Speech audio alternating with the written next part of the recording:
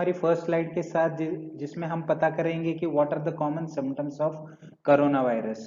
तो इसके लक्षण क्या है? तो बेसिकली इसके लक्षण है जैसे खांसी, सूखी खांसी खासकर, और आपको सांस लेने में तकलीफ होना, या फिर हाई फीवर और चिल्स जैसे ठंड लगना, या फिर आपके मसल्स या बॉडी पेन होना, या वॉमिटिंग, डायरिया जैसे सिम्टम्स दिखाई देते। और उसका एक मेन लक्षण ऐसा भी दिखाई दिया है कि इसमें लॉस ऑफ टेस्ट और स्मेल होता है।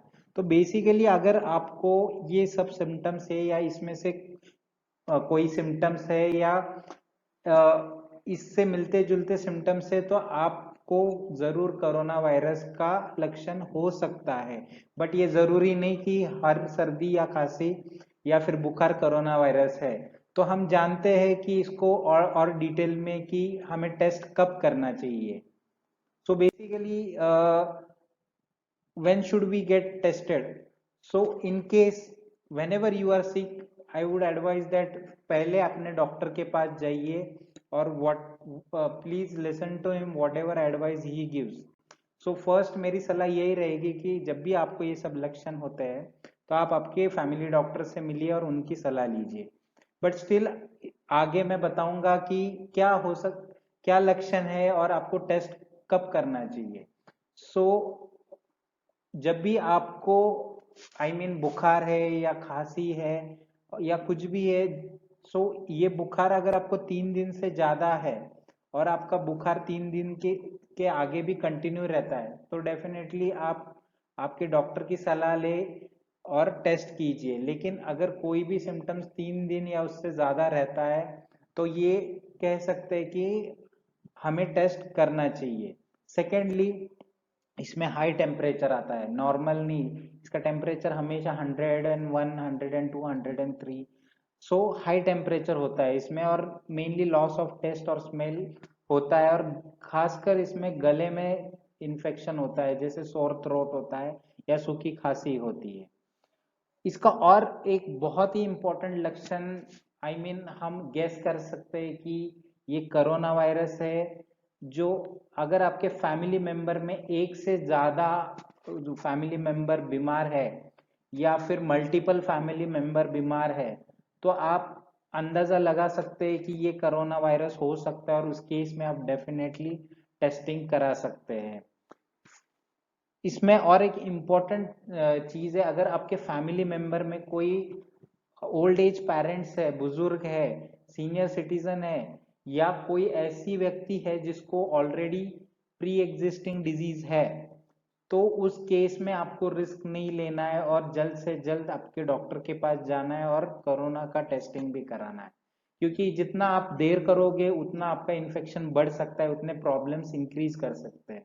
तो मेरी सलाह रहेगी इसमें कि आपके घर में अगर ऐसा कोई व्यक्ति है जिसका एज ज्यादा है या जिसको प्री एग्जिस्टिंग डिजीज है, आप उनका टेस्ट करा ले, so that you can avoid further infection, increase in infection or further difficulties in treatment.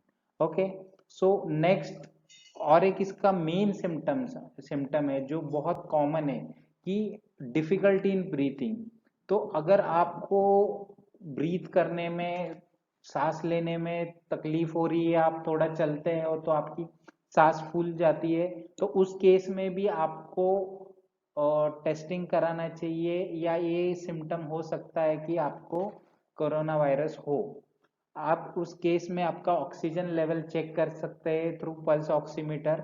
So basically अगर आपका ऑक्सीजन लेवल नीचे जा रहा है तो आपको डेफिनेटली डॉक्टर के पास जाना है। यदि आपका ऑक्सीजन 95 और 90 के बीच में, then it is a indication that you should visit a doctor, you should go to hospital and get yourself check. But अगर ये 90 के भी नीचे जाता है, then it is a very alarming situation, और उस केस में आपको हॉस्पिटल जाना ही जाना है।